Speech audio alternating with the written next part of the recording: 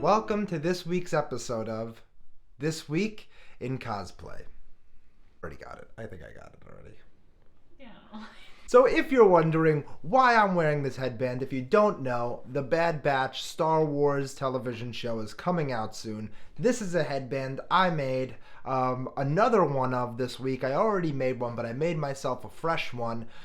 No, this is not my item of the week. This is just something I made and I was enjoying, so I'm wearing it. I'm probably going to ditch it in about 5, 4, 3, 2, 1. And that's that. So getting on to the item of the week. I got my audience here today. Woo! Of one person. And the item of the week are my Daredevil batons. And when I was on Marvel Becoming, we showed off the Daredevil batons, but we never showed what they did. So as you can see, they're real aluminum, but the best part, and what makes them the item of the week, is the metal cord that turns them into nunchucks. This single-handedly made an entire element of the costume for me. If you haven't seen my Daredevil, go check it out. Now we're moving on, guys, to our cosplayers of the week. Now, while this was a slower week, that doesn't minimize the impact, because there were a lot of great costumes. I mean, I was just blown away by some of the quality. Again, I think that this time to be creative is making people, in some ways, more creative than ever. So first up, and one of my favorites, you guys know I love to mention Batman because I love Batman and he's such a part of my life. The first one is the Bat J, the_Bat_J, as the Dawn of Justice Batman. This suit is beautiful. It features a cowl by Hernandez Sculpture EFX. Keith, again, with the beautiful Dawn of Justice cowl.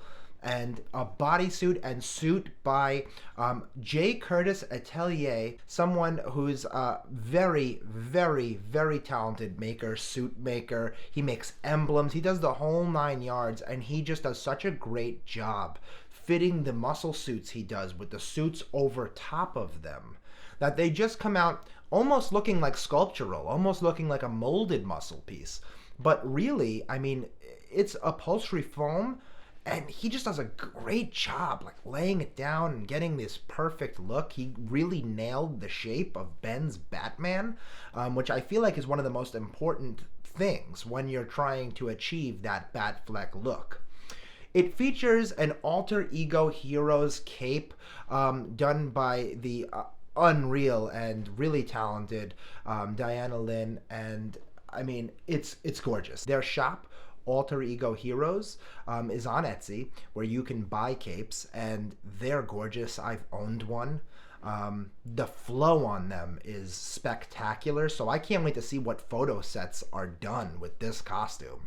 And yeah, it has Robert Workshop gauntlets. Guys, this suit is impeccable. Good luck with it. I mean, it's brilliant from these initial photos. I mean, I love it. Next up, we have Captain America. Captain America by Strong in Costume with Bucky. Yes, with Bucky, finally. There was a long drought in the comic books with no Bucky, and then they brought him back when they brought in the Winter Soldier.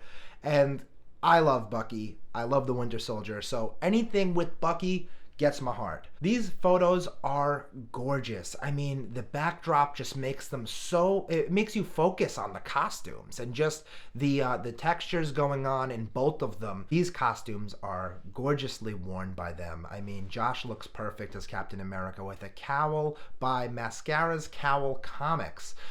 They are on Instagram as well, and they do a plethora of characters, not just Captain America. And I hear the turnaround time is fantastic, but this Alex Ross style Captain America mask is gorgeous. It's even got the right eye shape. The wings come off the head at just the right amount. The A is beautiful. I mean, it's gorgeous piece, and it looks wonderful on Josh. This is really a definitive version of Captain America with the broad shoulders and the scale top. I did the soft goods myself for the costume, and Josh made Addie's Bucky costume by himself, with embellishments by him and Mark at 3 Geek Designs. They are gorgeous. The red of the star buttons on Bucky's jacket, perfect. And these shots really highlight these costumes gorgeously. They're definitive versions of the character that people have loved from the comics for decades. Gorgeous work. Next up, we have one that really captured the essence of what they say took a year and what's been my past year as well. We have Snarky J cosplay as the Mandalorian. She absolutely just took everything. I mean, like, I saw these photos and I was like mystified with how cool these look, because she kind of looks like an action figure. When you see the initial photos, you go, oh, is that the vintage collection figure? And then you go, nope, that's really just a great costume. It took apparently a collaboration of efforts from HDC Fabrications, people that you know from the community like Jedi Dude J and Howell Effects and more. Putting together a Mandalorian costume is a task. I've been putting together the pre-Beskar Mandalorian since the first shots were shown of the costume, and I'm still not there yet. But seeing stuff like this just really inspires me to get my build done, and to, when it's hopefully warmer, be able to paint mine and get it on and get it together and be amongst these amazing costumers who are already there doing their thing and taking shots like these. Just like this, the backdrop is gorgeous, the background, the costume is really shining the right way, the weathering is just right, the proportions really fit her build. It's gorgeous work, and I'm a little jealous. I'm a little very jealous. So Snarky J cosplay, great work. Last but not least, we have in the prop section and wearable props, we have Fram Dam, aka Christopher Stevens Creations, whose stuff I just found this week, and I just sat there staring at it. The best part about Star Wars, specifically the newer Mandalorian pieces and the pieces that really embrace the past, is the use of practical effects to really elevate these shows, and they mix it in with the CGI. But seeing characters you've known and loved since the original Cantina scenes in Star Wars in A New Hope, it really makes it.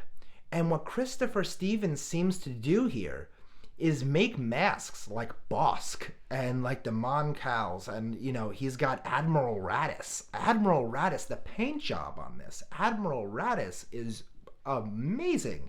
Like the black tones on this mask and the whites, it just looks like exactly as you would expect an effect from Star Wars to look. The Bosk mask is awesome. You don't see much of Bosk, and I really wish we did see more of Bosk, so I'm hoping we get some of that in The Mandalorian. I'm waiting for that moment where we have that, and maybe we'll get that in the Book of Boba Fett. But unreal. The Queel mask is outstanding. I could almost hear, I have spoken, when I look at this thing. Brilliant work. The old school effects always mystify me. Seeing latex masks like this at a level where you can purchase them is a treat for sure. Last but not least, guys, we're making it through the week. We have makers and solicits, and I only have one this week for the makers and solicits section, and that is the Galaxy's Edge Calcus lightsaber. They teased this a while back. There was a vote for the next Legacy lightsaber poll online, and people voted, and they voted for Cal Kestis' lightsaber, which was wise because the game was brilliant, and I love Jedi Fallen Order. But loving that game as much as the next guy, the lightsaber looks a little interesting. Now, these shots are supposedly a prototype that's a work in progress. There's a lot of seam lines running across it, so I'm hoping it's a work in progress because it's looking a little more like a galactic burrito.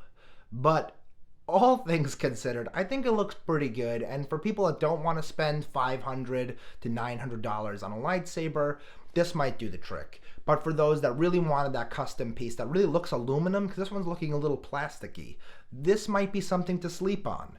I guess only time will tell, because even us not at the park could still find people to help us get these lightsabers into our hands. But I'm 50-50 on it. Looks pretty good. It'll probably retail around the $200 to $250 mark, which seems to be what those lightsabers go for on their market or even at the park.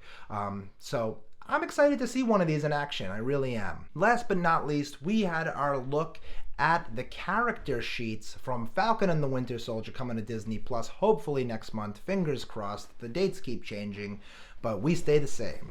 But we got a first look at their costumes from the series, looking at Bucky, who looks like a Bucky redeemed with the blue up top, which I love.